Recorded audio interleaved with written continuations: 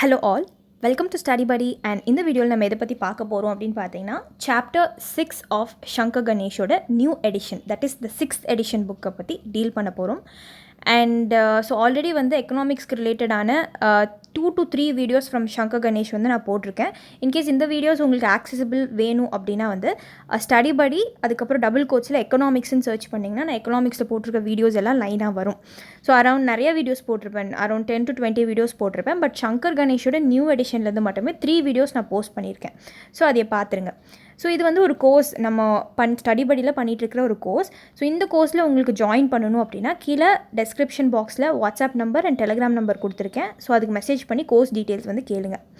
And fees வந்து ஒரே நேரத்தில் பே பண்ணணும்னு அவசியம் இல்லை, இன்ஸ்டால்மெண்ட்ஸ்க்கு நீங்கள் பே பண்ணிக்கலாம்.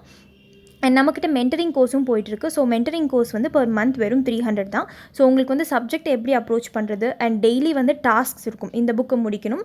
அண்ட் 3 days ஒன்ஸ் வந்து நீங்கள் சாருக்கு கால் பண்ணி அப்டேட் பண்ணணும் எதெல்லாம் படிச்சிருக்கீங்க அப்படிங்கிறத. ஸோ எங்கேருந்து படிக்கிறது, எந்த புக்ஸை ரெஃபர் பண்ணுறது, இந்த மாதிரி நிறைய டவுட்ஸ் உங்களுக்கு இருக்கும். நியூஸ் பேப்பரை எப்படி வந்து ரீட் பண்ணுறது, நியூஸ் பேப்பர்லேருந்து எந்த ஆர்டிகல்ஸ் படிக்கணும், இந்த ஆர்டிக்கல் வந்து எங்கே வந்து அப்ளிகபிள் ஆகும் மெயின்ஸில். ஸோ இந்த மாதிரி விஷயத்தை எல்லாமே உங்களுக்கு டவுட்ஸ், இது எது படித்தாலும் டவுட்ஸ் வருது அப்படின்னா நீங்கள் வாட்ஸ்அப்பில் வந்து இந்த பேக்ரவுண்ட் தெரியல அப்படின்னு மெசேஜ் பண்ணிங்க அப்படின்னாலும் வந்து மென்டரிங் கோர்ஸில் வந்து எல்லாமே உங்களுக்கு கவர் பண்ணி கொடுத்துரும். ஓகேங்களா? ஸோ மென்டரிங் கோர்ஸ்க்கு வந்து பர் மந்த் வெறும் 300 தான். ஸோ இது இல்லாமல் polity, geography, history, economics, environment சொல்லி பிலிம்ஸ் கம் மெயின்ஸ் கோர்சஸ் வந்து line by line, word by word நான் இப்போ புக்கில் எடுக்கிறேன் பார்த்தீங்களா, அது மாதிரி உங்களுக்கு நான் ப்ரொவைட் பண்ணிகிட்ருக்கேன். அண்ட் சில டாபிக்ஸ், புரியாத டாபிக்ஸ்லாம் உங்களுக்கு போர்டில் எடுத்து நான் உங்களுக்கு கொடுப்பேன். ஸோ இது மட்டும் இல்லாமல் கரண்ட் அஃபேர்ஸும் நம்ம கோர்ஸில் நம்மளோட ஸ்டடி படியில் போயிட்டுருக்கு. ஸோ கரண்ட் அஃபேர்ஸ்க்கு வெறும் 100 rupees தான் per month. So current affairs போயிட்டுருக்கு. ஸோ 15 days முடிஞ்சனால வந்து மிச்ச 15 days மட்டும் அவைல் பண்ணணுனால 50 rupees பே பண்ணால் போதும், நீங்கள் மிச்ச 15 daysக்கு அவைல் பண்ணிக்கலாம். அண்ட் இது இல்லாமல் வந்து நம்ம ஸ்டடி படியில் என்னென்ன கோர்ஸ் போயிட்டுருக்கு அப்படின்னு தெரியணும், கீழே டெலிகிராம் லிங்க் கொடுத்துருக்கேன், அதில் ஜாயின் பண்ணிங்கன்னா ரெகுலர் அப்டேட்ஸ் கிடைக்கும். ஸோ அதில் வந்து நான் டெய்லி கொஸ்டின்ஸ் வந்து போஸ்ட் பண்ணிகிட்டு இருப்பேன் உங்களுக்கு. ஓகேங்களா? ஸோ இந்த கோர்ஸ் உங்களுக்கு ஜாயின் பண்ணணும் அப்படின்னாலும் சில கன்செஷன்ஸ் இருக்குது. எல்லா கோர்ஸ்லையும் வந்து நீங்கள் ஒரேடியாக மணி பே பண்ணணும்னு அவசியம் கிடையாது, உங்கள் நீட்ஸ்க்கு தகுந்த மாதிரி நீங்கள் பே பண்ணிக்கலாம். ஸோ இப்போ நம்ம 6th சாப்டர் வந்து பார்க்க போகிறோம். So constitution and Indian economy, அதை பற்றி தான் நம்ம டீல் பண்ண போகிறோம். சரிங்களா? ஸோ இந்த லெசனில் எதெல்லாம் பார்க்க போகிறோம்னு பார்த்தீங்கன்னா ஜென்ரல் ப்ரொவிஷன்ஸ், கான்ஸ்டியூஷனில் இருக்கிற ஜென்ரல் ப்ரொவிஷன்ஸ், ஃபினான்ஷியல் மேட்டர்ஸ் என்னெல்லாம் கொடுத்துருக்காங்க, ஃபண்ட்ஸ் அண்ட் அக்கௌண்ட்ஸ் எப்படி இருக்குது, டேக்ஸ் ரெஜிம் எப்படி சென்ட்ரும் ஸ்டேட்டும் மெயின்டைன் பண்ணுறாங்க, டேக்ஸ் எப்படி சென்டர் வந்து ஸ்டேட்ஸ்க்கு டிவால்வ் பண்ணி கொடுக்குறாங்க. ஸோ ஹாரிசான்டல் அண்ட் வெர்டிக்கல் டிஸ்ட்ரிபியூஷன்லாம் நீங்கள் பார்த்துருப்பீங்க. ஸோ அதை டீல் பண்ணுவோம். ஸோ இந்த வீடியோ வந்து ஃபர்ஸ்ட் ½ an hour மட்டும் தான் நான் கவர் பண்ணுவேன், மிச்சதெல்லாம் கோர்ஸில் ஜாயின் பண்ணவங்களுக்கு மட்டும் தான் போகும். ஸோ இதோட கண்டினியூஷன் உங்களுக்கு வேணும் அப்படின்னா ஃபர்ஸ்ட்லேருந்து டோட்டலாக வந்து 10 chapters வந்து இந்த இதில் இருக்குது. ஸோ எல்லாமே உங்களுக்கு நான் கவர் பண்ணி கொடுத்துருவேன். ஓகேங்களா? ஓகே. ஸோ சாரி, மோர் தென் 10 இருக்குது. இப்போ நம்ம டாபிக்குள்ளே போயிடலாம். 12 lessons இருக்குது டோட்டலாக. ஸோ 12 lessons வந்து இந்த மாதிரி லைனாக வேர்ட் பை வேர்ட் தான் எடுப்பேன். Okay. So the constitution of India is a socio-political and economic guide to steer the nation சொல்லியிருக்காங்க. ஸோ நம்ம கான்ஸ்டியூஷன் என்னென்னா ஒரு socio-political நேச்சர் உள்ள ஒரு விஷயம் அண்ட் ஒரு எக்கனாமிக் கைடுன்னு சொல்கிறாங்க நம்ம கான்ஸ்டியூஷனை. ஸோ நேஷனை வந்து ஸ்டியர் பண்ணி நல்ல ஒரு நேஷ்னல் இன்கம்மை வந்து டிரைவ் பண்ணுறதுக்காக தான். So it forms the basis to conduct the country in these areas. So இந்த எக்கனாமிக் மேட்டர்ஸ்லாம் கண்ட்ரிக்கு ஹெல்ப் பண்ணி எடுத்துகிட்டு போகிறதுக்கு தான் வந்து இந்த விஷயங்கள்லாம் நம்ம கான்ஸ்டியூஷன்லேயே இருக்குது. ஸோ நம்ம ப்ரியாம்பிளில் பார்த்துக்கிட்டிங்கன்னா sets out the principle governing the country and the subsequent chapters give detail கைடன்ஸ்னு சொல்லியிருக்காங்க. So in this chapter constitutional provisions related to Indian economy directly and indirectly are dealt with. So கான்ஸ்டியூஷனில் என்ன கொடுத்துருக்காங்க எக்கனாமியை பற்றி அப்படிங்கிறத பார்க்க போகிறோம். ஃபஸ்ட் வந்து ஜென்ரல் ப்ரொவிஷன்ஸ். ஸோ இதில் the preamble and the chapters வந்து ஃபண்டமெண்டல் ரைட்ஸ். ஸோ ஃபஸ்ட்டு நீங்கள் கான்ஸ்டியூஷன் எடுத்திங்கன்னா ப்ரியாம்பிள், ஃபண்டமெண்டல் ரைட்ஸ், அப்புறம் டைரக்டிவ் பிரின்சிபல்ஸ் இருக்கும். ஸோ அதில் சோஷியல் அண்ட் எக்கனாமிக் ஆஸ்பெக்ட்ஸை வந்து welfare of the citizen of the கண்ட்ரியை பற்றி கவர் பண்ணுறதுலாம் அந்த ஆர்டிகல்ஸ்லாம் இங்கே டீல் பண்ணுவோம். So the preamble states that the overall philosophy of the constitution. Preamble வந்து என்ன சொல்லுது அப்படின்னு பார்த்தீங்கன்னா நம்ம கான்ஸ்டியூஷனில் இருக்கிற ஓவராலாக எல்லா விஷயத்தையும் கிளப் பண்ணி அதோட மெயின் ஃபிலாசபியை மட்டும் கொடுத்துட்டு போயிடுது. Fundamental rights are the rights available to the citizens of the country including the economic sphere. So economic ஸ்பியரில் ரிலேட்டடான ஃபண்டமெண்டல் ரைட்ஸும் நம்மளுக்கு இருக்குது.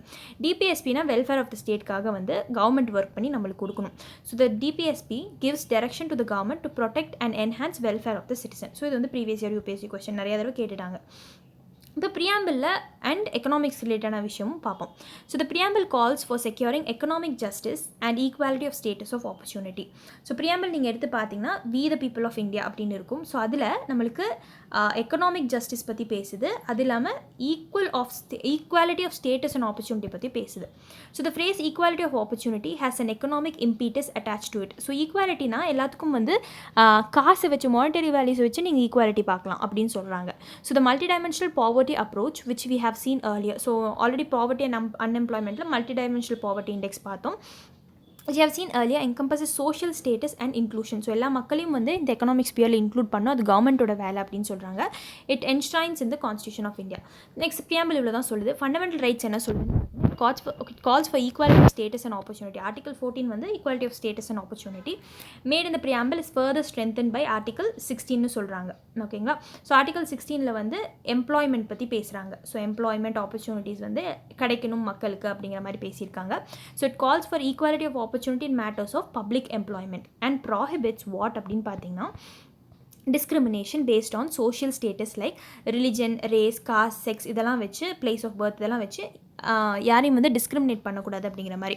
So according to article 21A எடுத்துக்கிட்டிங்கன்னா the state shawl provide free and compulsory education. So இது வந்து லேட்டராக வந்து amendment மூலிமா add பண்ணது. ஸ்டேட்ஸ் வந்து ஃப்ரீ அண்ட் கம்பல்சரி எஜுகேஷன் வந்து up to the age of from age 6 to 14 வந்து கொடுக்கணும் அப்படிங்கிறது வந்து fundamental rights. So based on this article தான் கவர்மெண்ட் வந்து ரைட் டு எஜுகேஷன் ஆக்ட் 2009 வந்து பாஸ் பண்ணாங்க. நெக்ஸ்ட் ஆர்டிகல் 23 பார்த்துக்கிட்டிங்கன்னா ப்ராஹிபிட்ஸ் ஹியூமன் டிராஃபிக்கிங். இதெல்லாம் previous year UPSC question. So article and related விஷயங்கள் என்ன அப்படிங்கிறது படிச்சுக்கணும். prohibits human trafficking, beggar and other forms of force லேபர்லாம் இருக்கக்கூடாது. ஆர்டிகல் 24 வந்து சைல்டு லேபர் வந்து ப்ராஹிபிட் பண்ணுது. சில்ட்ரன் வந்து ஃபேக்ட்ரிஸ்லையோ மைன்ஸ்லையோ இல்லை ஹசார்டஸ் எம்ப்ளாய்மெண்ட்லையோ இன்வால்வ் ஆகக்கூடாது. So it shall go a long way in building the human capital of the country. So ஒரு ஹியூமன் கேபிட்டலை உருவாக்குறதுக்கு தான் வந்து இந்த ஃபண்டமெண்டல் ரைட்ஸாக நம்மளுக்கு இருக்குது. So it is to ensure dignity and social inclusion of citizen. எல்லாத்தையுமே வந்து இந்த எக்கனாமிக் ஸ்பியரில் கொண்டு வரணும் அப்படிங்கிறதுக்காக தான் ஃபண்டமெண்டல் ரைட்ஸ். ஆர்டிகல் 29 30 எடுத்துக்கிட்டிங்கன்னா கூட ensure social inclusion by protecting the right and interest of the minorities தான் ஆர்டிகல் 29 30. நெக்ஸ்ட் டிபிஎஸ்பியில் என்ன சொல்கிறாங்க? இதான் ரொம்ப லாங்காக போகும். ஏன்னா நிறைய விஷயங்கள் வந்து வெல்ஃபேர் ஆஃப் த ஸ்டேட்டுக்காக பண்ணுறாங்க government. Article 39 calls the state to frame a policy to ensure adequate means of livelihood to all citizens irrespective of gender. So மெயிலாக ஃபீமேலாக இருக்கட்டும், அவங்கள யாராக இருந்தாலும் பரவாயில்ல, அவங்களுக்கு வந்து adequate means of livelihoodக்கு ஒரு certain employment-ஆவது இருக்கணும். adequate means of livelihood in the sense food, clothing and shelter அது கொஞ்சமாவது இருக்கணும் மக்களுக்கு. So control and ownership of community resources. So article 39 தான் வந்து கம்யூனிட்டி ரிசோர்ஸை கண்ட்ரோல் பண்ணுறது, distribution to serve common good to the best, operation of economic system does not result in a concentration of wealth and means of production. So ஒருத்தர் கையில் மட்டும் wealth போய் சேர்கிற மாதிரி வந்து இருக்கக்கூடாது. Equal pay to equal work. So மென்னாக விமனாக இருக்கட்டும் எல்லாத்துக்கும் equal pay, protection of health and strength of workers and children irrespective of the gender, to give opportunities and facilities for children to develop in a healthy manner in condition of freedom and dignity. So குழந்தைங்க வந்து எல்லாமே ஈக்குவலாக வந்து டிக்னிட்டியோடு வளரணும். Protection of children against exploitation and against moral and material abandonment. So சைல்டை வந்து protect பண்ணணும் அப்படிங்கிறது தான் வந்து ஆர்டிகல் 39 பேசியிருக்காங்க. அடுத்து ஆர்டிகல் 41 என்ன பேசியிருக்காங்கன்னு பார்த்தீங்கன்னா calls to make effective provision to ensure right to work and education. So right to work and education பற்றி இங்கே பேசியிருக்காங்க. And in addition it calls for assistance in case of unemployment. இப்போ unemployment இருந்ததுன்னா இந்த MG NREGA ஸ்கீமில் அதுக்கு தான் old age schemes, அதுக்கப்புறம் sickness and disablement, so right to disability அதெல்லாம் இருக்கு இல்லையா. And in other cases of undeserved want. So article 41 இதை பற்றி தான் பேசுது. Article 42 calls for securing human condition of work. So ஒரு ரொம்ப வந்து தரைக்குறைவாக வேலை இல்லாமல் ஹியூமன் கண்டிஷனாக இருக்கணும் அண்ட் மெட்டர்னிட்டி ரிலீஃப் கொடுக்கணும் அப்படிங்கிறது ஆர்டிகல் 41 பேசுது. ஆர்டிகல் 43 என்ன சொல்லுன்னா calls the state to endeavour to secure to all workers work. So எல்லா ஒர்க்கர்ஸ்க்கும் ஒர்க் கிடைக்கணும் அண்ட் ஒரு லிவிங் வேஜ், ஒரு பேசிக் அமௌண்ட் ஆஃப் சேலரி இருக்கணும். Conditions of work ensuring a decent standard of life and full enjoyment of leisure. So leisure ஆக்டிவிட்டீஸும் இருக்கணும், mind வந்து ஃப்ரீயாக இருக்கணும். அண்ட் சோஷியல் அண்ட் கல்ச்சுரல் ஆப்பர்ச்சுனிட்டிஸும் வந்து மக்களுக்கு இருக்கணும். In addition it calls the state to endeavour to promote cottage industry. So இது வந்து காந்தியன் பிரின்சிபல் டிபிஎஸ்பிலே வந்து 3 பிரியும். ஸோ அது வந்து பாலிட்டியில் படிச்சுக்கோங்க. ஸோ இதில் வந்து என்னென்னு பார்த்தீங்கன்னா காட்டேஜ் இண்டஸ்ட்ரீஸை ப்ரொமோட் பண்ணணும் in rural areas. And article 43A வந்து calls for measure to ensure workers participation in the management of the work. இது previous year UPSC question. 43A என்ன சொல்லுது அப்படின்னு பார்த்தீங்கன்னா ஒர்க்கர்ஸ் பார்ட்டிசிபேஷன் வந்து இந்த மேனேஜ்மெண்ட் ஆஃப் தி ஒர்க்கில் இருக்கணும். இந்த ட்ரேட் யூனியன்ஸ்லாம் ஃபார்ம் பண்ணுறாங்களே அதுதான். And article 45 calls for the state to ensure childhood care and education up to the age of 6. So 6 வயசு வரைக்கும் குழந்தைங்களை வந்து சைல்ட்ஹுட் கேர் அண்ட் எஜுகேஷன் கொடுக்குறது ஆர்டிகல் 45 பேசுது. 6 to 14 வந்து ஃபண்டமெண்டல் ரைட்ஸில் compulsory education 21A state provide பண்ணணும்னு இருக்குது. So as per article 46 the state shall make policies to promote with special care the educational and economic interest of the weaker section வந்து protect பண்ணுறது article 46. weaker section SC ST அதுக்கப்புறம் women of the people like scheduled caste scheduled tribe and the protection of them from the social injustice and all forms of exploitation வந்து அவங்களை காப்பாற்றணும் அப்படிங்கிறது article 46. Article 47 demands the state to treat the raising of the level of nutrition and the standard of the living of its people and the improvement of public health and its primary duties. It also calls prohibition. So article 47 வந்து இந்த public distribution system ration கடைங்களில் சாப்பாடு கொடுக்குறாங்களா அது level of nutrition increase பண்ணுறது தான். National food security act அதெல்லாம் வந்து இது கடியில் இந்த ப்ரொவிஷன் கடியில் தான் கொண்டு வந்தாங்க. அடுத்து article 48 calls the state to endeavour to organise agriculture and animal husbandry. இந்த அக்ரிகல்ச்சர் ப்ரமோட் பண்ணும் அனிமல் ஹஸ்பண்ட்ரி ப்ரமோட் பண்ணும் ஆன் மாடர்ன் அண்ட் சயின்டிஃபிக் லைன்ஸில். ஸோ ஆர்டிகல் 48A என்ன சொல்லுதுன்னா calls to state to endeavour to protect and improve என்விரான்மெண்ட்டை பாதுகாக்கிறது and to safeguard the forest and wild life of the country. So இதெல்லாம் வந்து 48A பேசுகிறாங்க.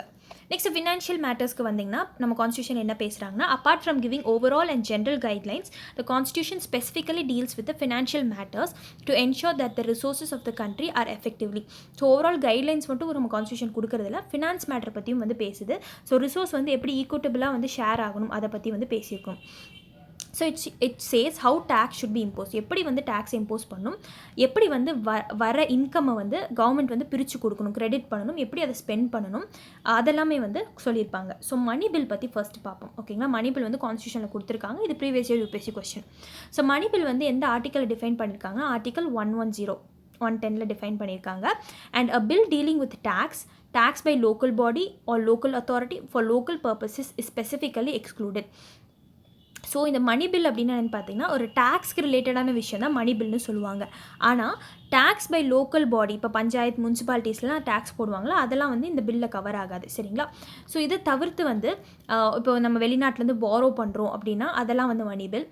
So giving கேரண்டினா என்னென்னு பார்த்தீங்கன்னா இப்போ வந்து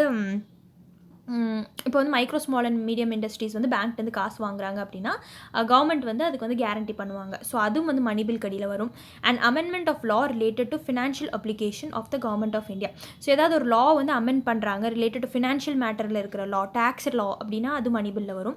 கன்சாலிடேட்டட் ஃபண்ட் ஆஃப் இந்தியாவில் ஏதாவது காசு எடுக்கணும் உள்ளே போடணும். ஸோ கண்டிஜென்சி ஃபண்ட் ஆஃப் இந்தியாவிலேருந்து காசு எடுக்கணும் உள்ளே போடணும். பப்ளிக் அக்கௌண்ட்ஸ் ஆஃப் இந்தியாவிலேருந்து காசு எடுக்கணும் உள்ளே போடணும். ஸோ இதெல்லாம் டீட்டெயிலாக பார்ப்போம். ஸோ இதெல்லாம் வந்து மணி பில்னு சொல்லுவாங்க. So declaring of any expenditure as charged expenditure.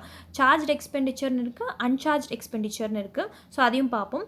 So audit of accounts of the union audit பண்ணுறது, யூனியன் அண்ட் ஸ்டேட் ஆடிட் பண்ணுறது, இதெல்லாம் வந்து மணி பில். ஸோ மணி பில்லோட டெஃபினிஷன் தான் இங்கே கொடுத்துருக்காங்க. அது ஆர்டிகல் 110 சொல்லியிருக்காங்க. ஸோ இந்த எக்ஸெப்ஷனையும் பார்த்துக்கோங்க, மணி பில்குள்ளே என்னென்ன வருங்கிறதையும் பார்த்துக்கோங்க. இதெல்லாம் வந்து கேட்பாங்க. So bills relating to only imposition of fine.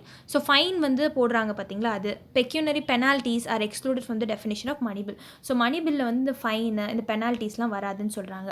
So when a question arises whether bill is a money bill or not, the decision of the speaker of the house of the people shall be final. ஏன்னா மணி பில்லை initiate பண்ணுறதே லோக்சபாவில் தான் initiate பண்ணுவாங்க. So அப்படி லோக்சபாலேருந்து தான் வந்து money bill initiate பண்ணுவாங்க. ராஜ்யசபா மணி பில் இனிஷியேட் பண்ண மாட்டாங்க. இது ப்ரீவியஸ் இயர் யூபிஎஸ்சி கொஸ்டின் தான். ஸோ என்ன அப்படின்னு பார்த்தீங்கன்னா லோக்சபாவில் ஸ்பீக்கருக்கு தான் அத்தாரிட்டி இருக்குது மணி பில்லாக இல்லையா அப்படின்னு சொல்லிருக்கு. சரிங்களா, ஸோ பில்லை வந்து கவுன்சில் ஆஃப் ஸ்டேட்ஸ் ராஜ்யசபாவுக்கு ட்ரான்ஸ்மிட் பண்ணுறாங்க அப்படின்னா வந்து ஸோ லோக்சபாலேருந்து ராஜ்யசபாவுக்கு போயிட்டு கடைசியில் பிரசிடென்ட் கையில் போகும். கடைசியில் பிரசிடென்ட் வந்து அசென்ட் கொடுப்பாரு. ஓகே அப்படிங்கிறது assent for assent the speaker of the so இதில் என்ன சொல்லியிருக்காங்கன்னா house of the people shall be final at the time of transmitting the bill the council of the states and presenting to the president for assent. The speaker of the house of the people has to certify that it is a money bill. So இது சொல்லிட்டேன். The president has to give assent to the money bill and he has no power to return the bill. ரொம்ப முக்கியமான point இது. President வந்து மணி பில்லுக்கு ascent கொடுத்தே தான் ஆகணும், ரிட்டர்ன் பண்ண முடியாது.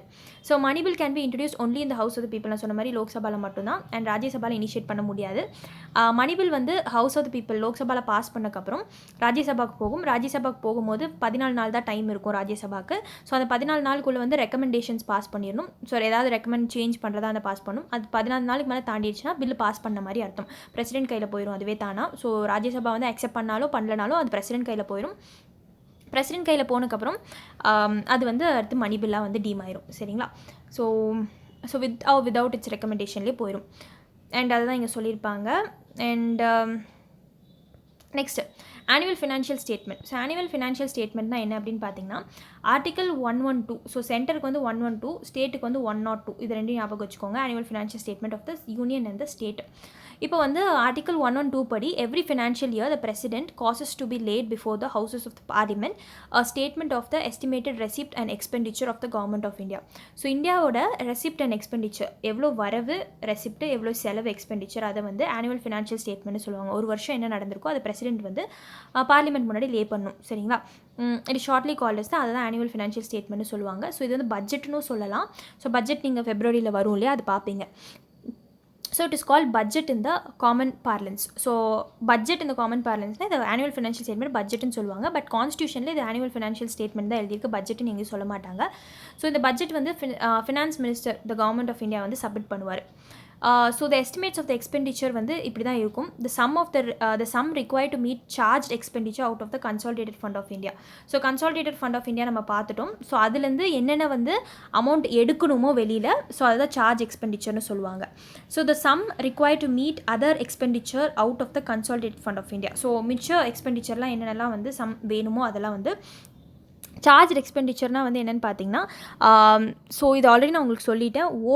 ஓட் பண்ணி எடுக்கிறது ஒரு விஷயம். சார்ஜ் எக்ஸ்பெண்டிச்சர் அப்படின்னா இப்போ salary of the judges, high court judges, supreme court judges, அப்புறம் அட்டார்னி ஜெனரல் இதெல்லாம் இருக்கும் இல்லையா, ஸோ அதெல்லாம் சார்ஜ் எக்ஸ்பெண்டிச்சர். அதுக்கெலாம் காசு போயிடும். ஸோ சேலரிஸ் கொடுக்குறதுலாம் காசு போயிடும். அண்ட் சில அது இல்லாமல் மிச்ச அத்தியாவசிய செலவுகள் அப்படின்னு இருக்கும். ஸோ அதுலேருந்து காசு வந்து இதுக்கு ஆனுவல் ஃபினான்ஷியல் ஸ்டேட்மெண்ட் போகும். So and it has to distinguish revenue expenditure from the other expenditure. So revenue expenditure வந்து எவ்வளோ செலவு பண்ணுறாங்க அப்படிங்கிறது. It means the revenue expenditure and capital expenditure has to be shown separately. So உங்களுக்கே தெரியும், separate ஹெட்ஸில் வந்து காட்டியிருப்பாங்க revenue expenditure, capital expenditure. So இதெல்லாம் ப்ரீவியஸாகவே வந்து நான் எடுத்துட்டேன். ஸோ நீங்கள் எக்கனாமிக்ஸ் கோர்ஸில் ஜாயின் பண்ணியிருந்தீங்கன்னா தெரிஞ்சிருக்கும் உங்களுக்கு ரெவன்யூ எக்ஸ்பெண்டிச்சர்னா என்ன, கேபிட்டல் எக்ஸ்பெண்டிச்சர்னா என்ன, ரெவன்யூ ரெசிப்ட்ஸ்னா என்ன, கேபிட்டல் ரெசிப்ட்ஸ்னா என்ன அப்படிங்கிறது. ஸோ இது தனித்தனி ஹெட்டில் வந்து காட்டணும் ஆனுவல் ஃபினான்ஷியல் ஸ்டேட்மெண்ட்டில். ஸோ நெக்ஸ்ட் பாருங்கள், the revenue budget consists of the revenue receipts of the government. So revenue ரெசிப்ட்ஸ்னால் என்னென்னு பார்த்தீங்கன்னா டேக்ஸ் ரெவன்யூஸ், நான் டேக்ஸ் ரெவன்யூஸ் பிரிச்சிருப்பாங்க. And the revenue expenditures. So revenue receipts and revenue expenditure தனித்தனியாக காட்டிடுவாங்க. இவ்வளோ ஆயிருக்கு, இவ்வளோ வந்திருக்கு, இவ்வளோ செலவு பண்ணும் அப்படிங்கிறது. So tax revenue comprise proceeds of taxes and other duties levied by the union. So tax எவ்வளோ வந்திருக்கு அப்படிங்கிறது தான் tax revenues. And other duties வந்து சென்டர் வந்து லெவி பண்ணது வந்து வந்திருக்கும். ஸோ கஸ்டம் டியூட்டி அந்த மாதிரிலாம். So the estimates of revenue receipts shown in the annual financial statement taken into account the effect of various taxation proposals made in the finance bill. So finance பில்லில் வந்துட்டு tax மாற்றணும் அப்படின்லாம் வந்து அதோட effect. இப்போது tax வந்து முன்னாடி 100 ரூபா போட்டிருக்காங்க ஒரு பொருளுக்குனா, அடுத்து 200 ரூபா போடுறாங்கன்னா அதெல்லாம் வந்து ஃபினான்ஷியல் பில்லில் தான் ரிஃப்ளெக்ட் ஆகும். So other non tax receipts of the government mainly consist of, இப்போது கவர்மெண்ட்டுக்கு வந்து இன்ட்ரெஸ்ட் வரும். இப்போ நம்ம எப்படி பேங்க்கில் போய் நம்ம அமௌண்ட்டை போடுறோமோ அதுக்கு இன்ட்ரெஸ்ட் வருமோ அது மாதிரி. இப்போ ஒரு கம்பெனியில் நம்ம இன்வெஸ்ட்மெண்ட் பண்ணோம் அப்படின்னா அதுக்கு வந்து ப்ராஃபிட் வரும், அதான் டிவிடெண்ட் சொல்லுவாங்க. ஸோ அதெல்லாம் கவர்மெண்ட்டுக்கு வரும். அதெல்லாம் வந்து நான் டேக்ஸ் ரெவன்யூவில் வரும். dividend on investment made by the government, fees and other receipts for services rendered by the government. இப்போ கவர்மெண்ட் ஏதாவது சர்வீஸ் ரெண்டர் பண்ணுதுன்னா அதுக்கு வந்து காசு வந்திருக்கும். So revenue expenditure is for the normal running of the government departments. இப்போ revenue எக்ஸ்பெண்டிச்சர்னா என்னென்னு பார்த்தீங்கன்னா, நார்மலாக வந்து கவர்மெண்ட் டிபார்ட்மெண்ட் ஓடுறதுக்காக வந்து சில காசுகள் வந்து செலவு பண்ணும் இல்லையா. ஸோ சேலரி கொடுக்குறது அந்த மாதிரி. So rendering for various service, making interest payment. இப்போது கவர்மெண்ட் வந்து கடன் வாங்கியிருப்பாங்க, ஸோ அதை வந்துட்டு ரீபே பண்ணும். இதெல்லாம் வந்து ரெக்கரிங் அப்படின்னு சொல்லுவாங்க. Meeting subsidies. ஸோ சப்சிடிஸ் வந்து ஃபார்மர்ஸ் கொடுக்கணும், இண்டஸ்ட்ரீஸ் கொடுக்கணும், கிராண்ட் அண்ட் எய்டு வந்து காசு ஸ்டேட்ஸுக்கு கொடுக்கணும். ஸோ இந்த மாதிரி விஷயம்லாம் ரெவன்யூ எக்ஸ்பெண்டிச்சர்னு சொல்லுவாங்க. Broadly the expenditure which does not result in creation of asset for the government of India is treated as revenue expenditure. நான் ஆல்ரெடி டீட்டெயிலாக எடுத்துட்டேன். ரெவன்யூ எக்ஸ்பெண்டிச்சர்னா என்ன அப்படின்னு பார்த்தீங்கன்னா, கவர்மெண்ட்டுக்கு வந்து பெருசாக வந்து அசெட் க்ரியேட் பண்ணாத ஒரு விஷயம், பெருசாக வந்து அசெட் க்ரியேட் பண்ணாது. ஃபார் எக்ஸாம்பிள் இதெல்லாம் ரெக்கரிங்னு சொன்னாலே, அப்போ சேலரி கொடுக்கறது, இன்ட்ரெஸ்ட் பேமெண்ட் பண்ணுறது, மக்களுக்கு சப்சிடிஸ் கொடுக்கறது, கிராண்ட் அண்ட் எய்ட் கொடுக்கறது, இதெல்லாம் வந்து அசெட் க்ரியேட் பண்ணாது. இதெல்லாம் வந்து ரெவன்யூ எக்ஸ்பெண்டிச்சர்னு சொல்லுவாங்க. So all grants given to state governments, union territories and other parties are also treated as revenue expenditure. இப்போ கிராண்ட் கொடுக்குறதும் வந்து திருப்பி வராது. ஸோ அதெல்லாம் வந்து பார்த்தீங்கன்னா அசெட் க்ரியேட் பண்ணுறதில்ல, அதெல்லாம் வந்து ரெவன்யூ எக்ஸ்பெண்டிச்சர்னு சொல்லுவாங்க. Even though some of the grants may be used for creation of capital asset. இப்போ சிலதெல்லாம் வந்து யூனியன் வந்து ஸ்டேட் கவர்மெண்ட் கொடுக்கும். ஸ்டேட் கவர்மெண்ட் வந்து இப்போ ரோட்வேஸ், ரயில்வேஸ்லாம் கன்ஸ்ட்ரக்ட் பண்ணுது, அது asset for the state government தான், சென்ட்ரல் கவர்மெண்ட் கிடையாது. ஸோ அதனால் அதையும் வந்து ரெவன்யூ எக்ஸ்பெண்டிச்சர் அதை ட்ரீட் பண்ணுவாங்க. ஸோ நெக்ஸ்ட் வந்து capital receipts and capital payment together constitute the capital budget. இப்போ நம்ம எப்படி ரெவன்யூ எக்ஸ்பெண்டிச்சர் ரெவன்யூ ரெசிப்ட்ஸ்ன்னு பார்த்தோமோ அதே மாதிரி we have capital receipts and capital expenditure. சரிங்களா?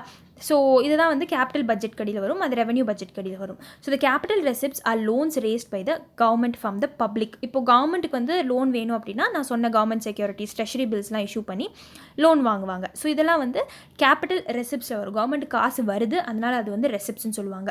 இப்போ borrowing by the government by the reserve bank of India. So government வந்து reserve bank of இந்தியாட்டேருந்து பாரோ பண்ணுது அப்படின்னா அதுவும் வந்து capital receipts. And other parties through sale of treasury bill the loans receive from foreign government வந்து loan வாங்குறது. Disinvestment receipts. இப்போ டிஸ்இன்வெஸ்ட்மெண்ட்டாக கவர்மெண்ட் வந்து இப்போ ஒரு கம்பெனியில் 51% ஷேர் வச்சிருக்கு அப்படின்னா அதை டிஸ்இன்வெஸ்ட்மெண்ட் பண்ணி கவர்மெண்ட் 20% ஷேர் வச்சுட்டு மிச்ச ஷேர்லாம் சேல் பண்ணிடுச்சு அப்படின்னா அது காசு வரும். ஸோ அது disinvestment receipts. And recoveries of loan from the states and union territory. இப்போ ஸ்டேட்ஸ் யூனியன் டெரிட்டரிஸில் சென்ட்ரல் கவர்மெண்ட் லோன் கொடுத்துருப்பாங்க, அது வந்து ஒரு பெரிய அமௌண்ட் வரும், அது வந்து கேபிட்டல் ரெசிப்ட்ஸ் வந்து கவர்மெண்ட்டுக்கு.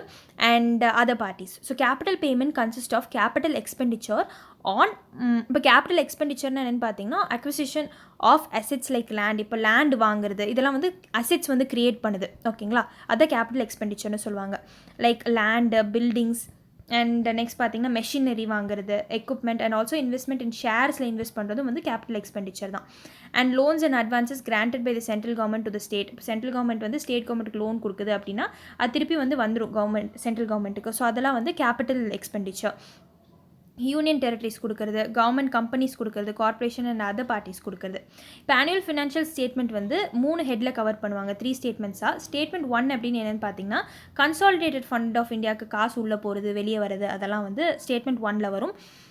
Relates to consolidate fund of India and shows revenue account, receipts, revenue account disbursements வெளியில் காசு போகிறது, capital account receipts and capital account disbursement. இதுலேருந்து revenue and expenditure, revenue and capital. So இதெல்லாம் வந்து ரெசிப்ட்ஸ் அண்ட் எக்ஸ்பெண்டிச்சர். இதெல்லாம் வந்து டோட்டலாக அந்த 4 ஹெட் சொன்னேன் பார்த்தீங்களா? ஸோ அதுக்கடியில் கன்சாலிடேட் ஃபண்ட் ஆஃப் இந்தியாவில் வெளியே வருது உள்ளே போகிறது இதெல்லாம் கேல்குலேட் பண்ணுவாங்க. So the expenditure other than charge expenditure proposed is submitted to vote of the house. இப்போ சார்ஜ் எக்ஸ்பெண்டிச்சர்னா என்ன அப்படின்னு சொல்ல போகிறேன். இப்போ சார்ஜ் எக்ஸ்பெண்டிச்சர்னால் ஓட் பண்ண மாட்டாங்க, சில எக்ஸ்பெண்டிச்சரை ஓட் பண்ணி தான் காசு எடுப்பாங்க பார்லிமெண்ட்டில் இருக்கிறவங்க. சரிங்களா? இந்த form of demand of for grants under article 113(2). இப்போ ஆர்டிகல் 113(2) கடியில் ஸ்டேட்ஸுக்கு வந்து எவ்வளோ கிராண்ட்ஸ் போகணும், டிமாண்ட் ஆஃப் கிராண்ட்ஸ், ஸோ அதெல்லாம் ஓட் பண்ணி தான் எடுப்பாங்க. It also shows the gross tax revenue of the union. So இதில் வந்து ஸ்டேட்மெண்ட் 1ல் வந்து எவ்வளோ டேக்ஸ் வந்திருக்கு அப்படிங்கிறத காட்டுவாங்க of the union and the state share and also the receipts and expenditure of the UTs without legislature. இப்போ union டெரிட்டரிஸ்க்கு வந்து சில லெஜிஸ்லேச்சர் இருக்காது, ஸோ அது வந்து சென்ட்ரல் கவர்மெண்ட் தான் பார்த்துப்பாங்க. அதுக்கு எவ்வளோ ரெசிப்ட்ஸ், அதுக்கு எவ்வளோ எக்ஸ்பெண்டிச்சர் செலவு பண்ணுறது, அது எல்லாமே வந்து இந்த ஸ்டேட்மெண்ட் 1ல் கவர் ஆயிரும். ஸ்டேட்மெண்ட் 2ல் வந்து கன்சாலிடேட்டட் ஃபண்ட் ஆஃப் இந்தியா இருக்குது பார்த்தீங்களா?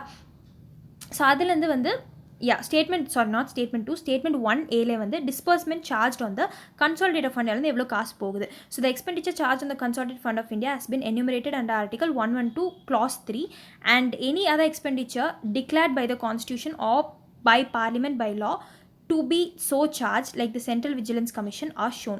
ஸோ ஸ்டேட்மெண்ட் 1A வந்து பார்த்தீங்கன்னா ஆல்ரெடி வந்து இவ்வளோ தான் ஸ்பெண்ட் பண்ணும், இவ்வளோ தான் ரெவன்யூ வரும்னு சொல்லி கன்சாலிடேட் ஃபண்ட் ஆஃப் இந்தியா வந்து எடுத்துகிட்டு இருப்பாங்க.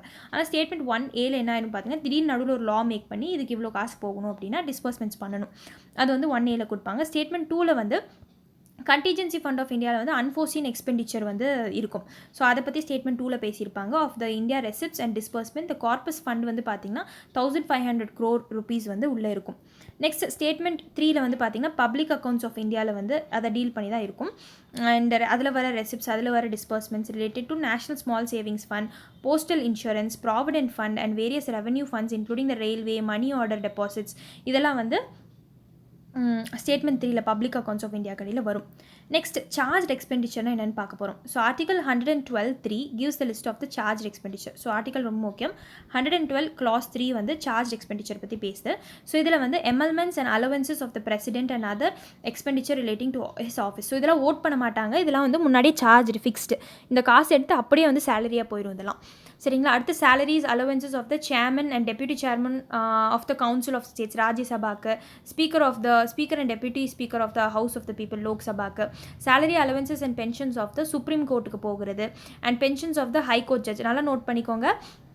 ஹைகோர்ட் ஜட்ஜ் வந்து ஸ்டேட்லேருந்து போகிறதில்ல, சென்டர்லேருந்து தான் போகுது. கன்சாலிடேட் ஃபண்ட் ஆஃப் இந்தியாவிலேருந்து தான் போகுது, கன்சாலிடேட் ஃபண்ட் ஆஃப் ஸ்டேட்லேருந்து போகிறதில்ல. நல்லா ஞாபகம் வச்சுக்கோங்க, இது ஒரு யூபிஎஸ்சி கொஸ்டின் தான். So pensions of the judges of the high court வந்து எங்கேருந்து போகுதுன்னா கன்சாலிடேட் ஃபண்ட் ஆஃப் த இந்தியாவிலேருந்து தான் போகுது. And not salary. நல்லா ஞாபகம் வச்சுக்கோங்க, சேலரி வந்து கன்சாலிடேட் ஃபண்ட் ஆஃப் இந்தியாவிலேருந்து போகல, பென்ஷன்ஸ் மட்டும் தான் போகுது. Next salary allowances and pensions of the CAG. So salary allowance and pensions of the chairman and member of the UPSC, இதெல்லாம் சார்ஜ் எக்ஸ்பெண்டிச்சர். நெக்ஸ்ட் த டெப்ட் charges for which the government of India is liable. So government of India கடன் வாங்கியிருக்கோம், அது இங்கே தான் போகும். Interest இதுலேருந்து தான் போகும். சிங்கிங் ஃபண்ட்னா என்னென்னு அப்படிங்கிறது ஸ்பெசிஃபிக்காக நான் எடுக்கிறேன். Sinking fund charges and redemption charges and other expenditure related to the raising of loans and services and redemption of the debt. So எதெல்லாம் கவர்மெண்ட் கடன் வாங்கியிருக்காங்க, இன்ட்ரெஸ்ட் பேமெண்ட் எல்லாமே வந்து கன்சாலிடேட் ஃபண்ட் ஆஃப் இந்தியா தான் போகும். அண்ட் அது வந்து charge expenditure இவ்வளோ தான் ஃபிக்ஸ் பண்ணிடுவாங்க. Any sum required to satisfy any judgment, decree or award of any court or arbitral tribunal. So இப்போ இன்கேஸ் வந்து நடுவில் ஏதாவது ஜட்மெண்ட் கொடுக்குறாங்க, அந்த ஜட்மெண்ட்டுக்கு வந்து இப்போது இவ்வளோ லேண்டு, இந்த லேண்டில் வந்து ஒரு பில்டிங் கட்டணும் அப்படின்லாம் இருந்தால் இது சார்ஜ் எக்ஸ்பெண்டிச்சரில் வந்துடும். Next any other expenditure declare by the parliament. Next வந்து பார்லிமெண்ட் ஏதாவது டிக்ளேர் பண்ணாங்க அப்படின்னா அதுவும் இதில் தான் போகும். So administrative expenses of supreme court, the office of the, இப்போ சுப்ரீம் கோர்ட்டுக்கு சில அட்மினிஸ்ட்ரேட்டிவ் எக்ஸ்பெண்டிச்சர் இருக்கும், அவங்க கிளர்க்கு கொடுக்கணும், வேலை செய்கிறவங்களுக்கு கொடுக்கணும், அதெல்லாம்.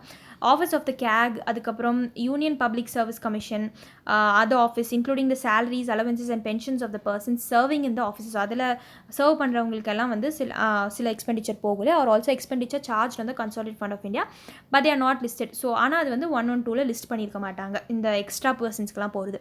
So these expenditure are stated as charge expenditure இந்த ரெஸ்பெக்டிவ் சாப்டர்னு சொல்லியிருக்காங்க. So charge expenditure means they are pre-decided and are not subjected to variation unless otherwise altered by respective relevant law. So charge எக்ஸ்பெண்டிச்சரை முன்னாடியே வந்து இப்போ ஜட்ஜஸ்க்கு வந்து 90,000 தான் salary அப்படின்னா அடுத்த ஒரு லா வந்து இதை அமெண்ட் பண்ணி மாற்றுற வரைக்கும் வந்து அந்த கன்சாலிடேட் ஃபண்ட் ஆஃப் இந்தியாவில் இது ரெகுலராக மந்த்லி இந்த 90,000 போயிட்டே இருக்கும். சீஃப் ஜஸ்டிஸ் ஆஃப் இந்தியாக்கோ இல்லை சுப்ரீம் கோர்ட்டோட யாருக்கு இந்த சேலரி ஃபிக்ஸ் பண்ணாங்களோ, சரிங்களா. So annual financial statement cannot alter it. So இப்போ ஆனுவல் ஃபினான்ஷியல் ஸ்டேட்மெண்ட்டில் வருஷம் வந்து ஆல்டர்லாம் பண்ண முடியாது.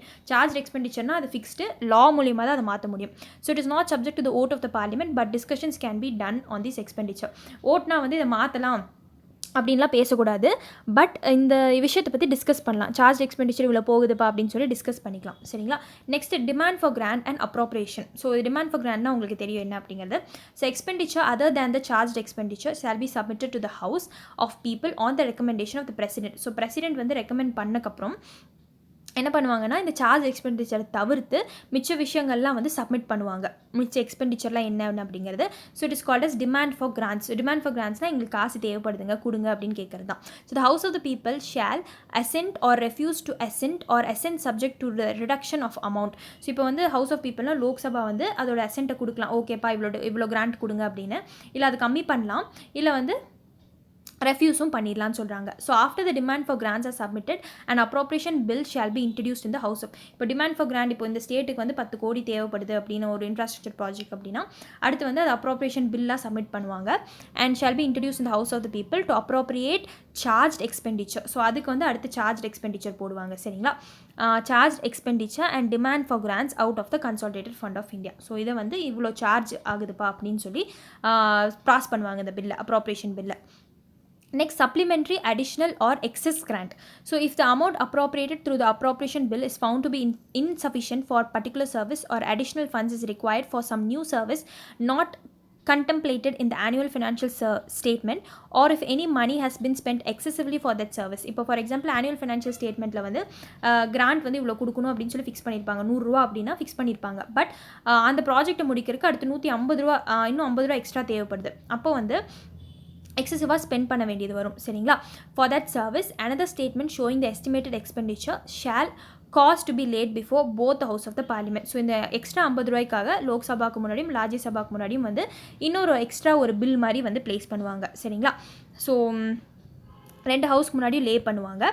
And the procedures and conditions applicable to annual financial statement applicable to this too. So எப்படி வந்து ஆனுவல் ஃபினான்ஷியல் ஸ்டேட்மெண்ட்டை வந்து பாஸ் பண்ணுறாங்களோ லோக்சபா ராஜ்யசபா அப்படின்னு, ஸோ அதே மாதிரி தான் இதுவும் பாஸ் ஆகி வரும்.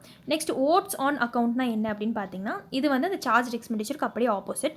ஸோ ஓட்ஸ் ஆன் அக்கௌண்ட்னா out of the estimated expenditure for a particular for the period starting from the first day of the financial year till passage of appropriation bill, the house of people may grant expenditure in advance. It is called as votes on account.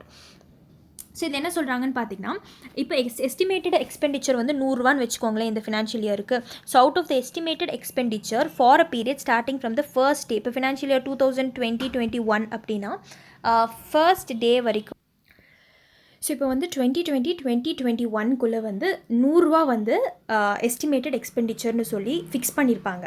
But வந்து என்ன ஆயிருக்குன்னு பார்த்தீங்கன்னா, இந்த வருஷத்தில் வந்து it will be crossing 200க்கு மேலே cross ஆயிடுச்சுன்னு வச்சுக்கோங்களேன்.